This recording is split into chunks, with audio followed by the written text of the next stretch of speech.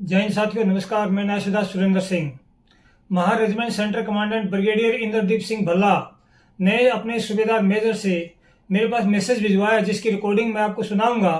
वो मुझे कह रहे हैं कि मैं सेंटर में आ जाऊं, अनऑफिशियल सेंटर में आ जाऊं और वहां पर मेरे केस की पूरी कार्रवाई करेंगे और उसका सलूशन करेंगे।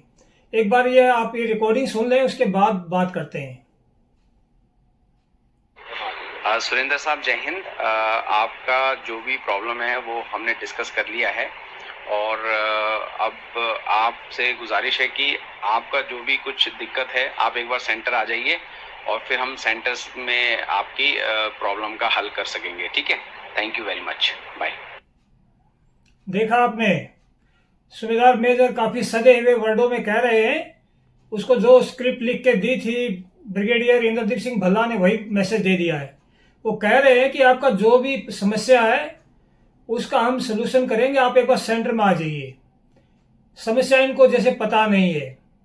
और साथियों, मैं आपको यहाँ बताना चाहता हूँ कि ये कॉल है एक टाइप से अनऑफिशियल, मुझे बुलाया जा रहा है। यानी मुझे ये कह रहे हैं कि मैं अनऑफिशियल तौर पर महा रेजिमेंट सेंटर में आ जाऊं और वहां के सेंटर कमांडेंट से बात करूं और वो कुछ सलूशन करेंगे, कुछ बार्गेनिंग करेंगे। तो आप समझ सकते हैं कि 8 साल से जो मुझे अवैध तरीके से पेंशन दे रहे हैं और इन लोगों ने सारा सब कुछ फ्रॉड किया हुआ है, सारा मेडिकल का फ्रॉड बना के भेज दिया, सारे डॉक्यूमेंट खुद साइन करके पीसीडी में भेज के पेंशन ग्रांट कर दी, और अभी मुझे ये अनऑफिशियल बुला के उसका सारे का सलूशन कर देंगे। ये किसी के गले उतरेगी बात? ये हो नहीं सकता। अगर ये सच्चे दिल से मेरे केस में करना चाहते हैं तो क्या होगा? आप सभी अगर फौजी भाई हैं, सुन रहे हैं, जानते हैं, तो इसके लिए एक ही कार्रवाई है जिसकी कोर्ट ऑफ इंक्वायरी बैठेगी। कोर्ट ऑफ इंक्वायरी फाइंड करेगी कि यार क्या हो रखा है और इसकी क्या क्या कार्रवाई होगी। ऐसे कमांडेंट बुला लेगा, मेरे से बात करके सलूशन कर देगा। ऐसे कुछ नहीं होता। और आप सभी जानते हैं, कोई भी सेना की कार्रवाई ऑफिशियल होती है। सरकारी लेटर मेरे पास भेजा जाए कि आप आइए, इन्वेस्टिगेशन होगा, जो भी आपके ये। अनऑफिशियल आप आ जाइए। कई बार कॉल ब्रिगेडियर साहब के भी आए हैं, कई अफसरों के भी आए हैं। मेरे को बार बार यही करें कि आप आ जाइए, आ जाइए। और आपको बता दूं साथियों, इनके पास, मतलब मैं अपने विचार बताऊंगा, आप सभी से भी मैं कमेंट जरूर मांग रहा हूं इस पर कि आप इस जो कॉल है सूबेदार मेजर का, इस पर क्या विचार आपके।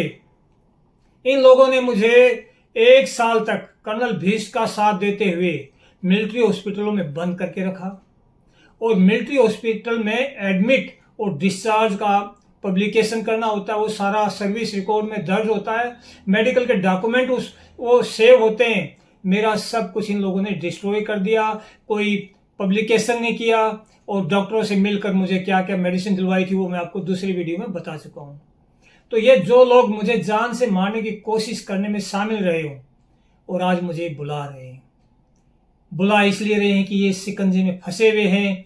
इन्होंने फ्रॉड इतने बड़े कर रखे हैं जिसको किसी भी तरीके से झुठलाया नहीं जा सकता। इस कारण ये अभी मुझे एक तो एक बुलाने की बात करें, दो ही बात करी है महारेजिमेंट ने। एक तो मुझे बुला रहे हैं और एक मुझे सलाह दे रहे हैं कि आप एएफटी में चले जाइए, ताकि एएफटी में 20-25 साल के केस में फंस जाए, जब तक सारे निकल जाए पेंशन। तो आप सभी साथियों को यही मैं ये जानकारी देने के लिए ये वीडियो बना रहा हूं कि देखो, अपनी साजिश को ढकने, अपने फ्रॉड को ढकने के लिए एक टाइप से बार्गेनिंग के लिए मुझे बुला रहे हैं। इसमें दो ही पहलू है, बार्गेनिंग या साजिश। ताकि ये आए, ट्रेवल करके आए, प्लान वहां पर कुछ भी कर दो, जब पहले कर चुके मेरे साथ। आप इस बात में सोच सकते हैं।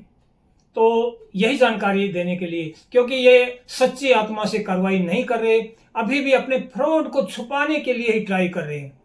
सच्चे दिल से ये अनऑफिशियल नहीं बुलाएंगे। आप इस बात पर जरूर मुझे बताएंगे कि इनकी इसके पीछे चाल क्या है। तो इस वीडियो में सिर्फ इतना ही। जय हिंद, नमस्कार।